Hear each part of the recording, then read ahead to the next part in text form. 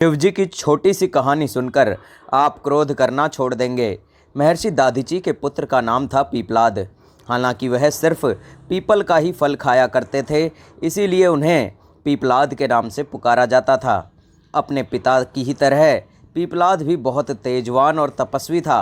जब पीपलाद को ये पता चला कि देवताओं को अस्थि दान देने के कारण उनके पिता की मृत्यु हो गई, तो उन्हें बहुत ज़्यादा दुख हुआ।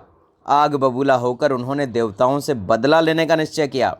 यही सोचकर वो शंकर भगवान को खुश करने के लिए उनकी तपस्या करने लगे। उनकी तपस्या से अंत में शंकर भगवान खुश हो गए और पीपलाद से वरदान मांगने को कहा। पीपलाद ने भगवान से प्रार्थना की, हे आशुतोष, मुझे ऐसी शक्ति दो जिससे मैं देवताओं से अपने पिता की मृत्यु का बदला ले सकूं। भगवान शंकर तथास्तु कहकर अंतर्ध्यान हो गए।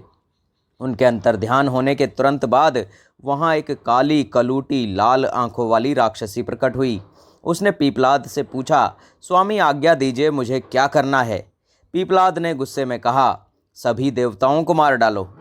आदेश मिलते ही राक्षसी पीपलाद की तरफ झपट पड़ी। पीपलाद अचंभित होकर चीख पड़ा, अरे ये क्या कर रही हो। इस पर राक्षसी ने कहा, स्वामी, अभी अभी आपने ही तो मुझे आदेश दिया है कि सभी देवताओं को मार डालो।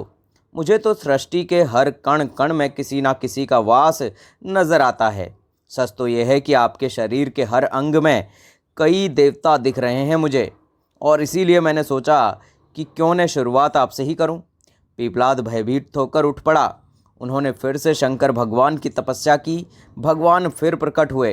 पीपलाद के भय को समझकर उन्होंने पीपलाद को समझाया, वत्स, गुस्से में आकर लिया गया निर्णय भविष्य में गलत ही साबित होता है।